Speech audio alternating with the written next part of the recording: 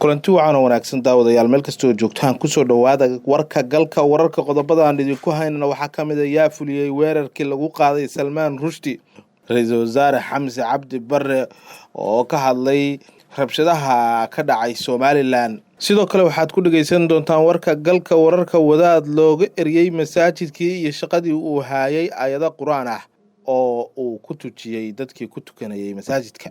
qodobadaas iyo qodobo kale oo aad u xiiso badan ayaad ku dhageysan doontaan warka galka wararka. aan ku bilownay qoraaga Britishka ahaa ee Salmaan Rushdie ayaa jimcihii lagu mindeeyay isagoo oo ka hadlayay masraxa macadka dhinaca waxbarashada oo ku yaala magaalada New York ee dalka Mareykanka. Salmaan Rushdie oo 75 sano jir ah ayaa 1988 waxa uu qoray buug uu ugu magac daray aayadaha shaydaanka oo uu ugu gafay quraanka kariimka ah iyo nabigeena Maxamed nabadgelyo naxariisi korkiisa ha ahaatee. booliiska dalkaasi Mareykanka ayaa hadda shaaca ka qaaday in ninka weerarka fuliyay uu yahay Hadi Matar oo ah 24 sano jir degan agagaarka magaalada New York ee dalkaasi Mareykanka. booliiska ayaa waxa ay sidoo kale ay sheegeen in aysan weli garanaynin sababta uu ninkaasi u weeraray Salmaan.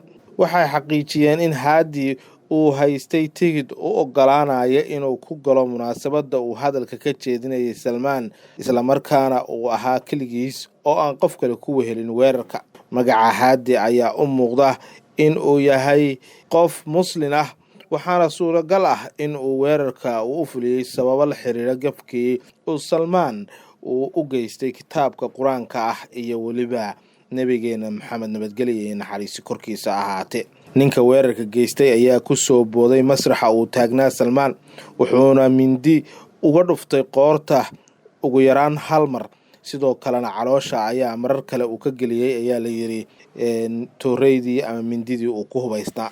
waxaa lagu xiray isla goobta waxayna booliiska ay go'aaminayaan dacwadihii ay ku soo oogi lahaayeen. Salmaan ayaa weli maraya qaliino lagu samata bixinayo noloshiisa.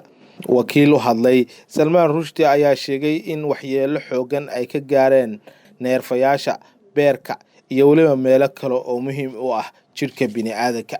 buugga uu Salmaan Rushdie qoray 1988 ayuu ugu magac daray aayadaha shaydaanka iyadoo horseeday in fadwo dil ah uu soo saaro hogaamiyihii hore ee kacaanka ee Iran Ayatollah Khomeini. Rushdie oo ku dhashay dalka Hindiya ayaa waalidkiisna ay ahaayeen muslimiin aan diinta ku dhaqmin. dowladda Tunisia ayaa shaqada ka eriday sheekh lagu magacaabo Mohammed Zainuddin oo iimaan ka ah masaajid ku yaala magaalada Nabil ee bariga dalkaas. sheekha ayaa lagu qabsaday quraan uu ka akhrinayay xilli sabtidii hore uu tujinayay masaajidka uu iimaanka ka ahaa.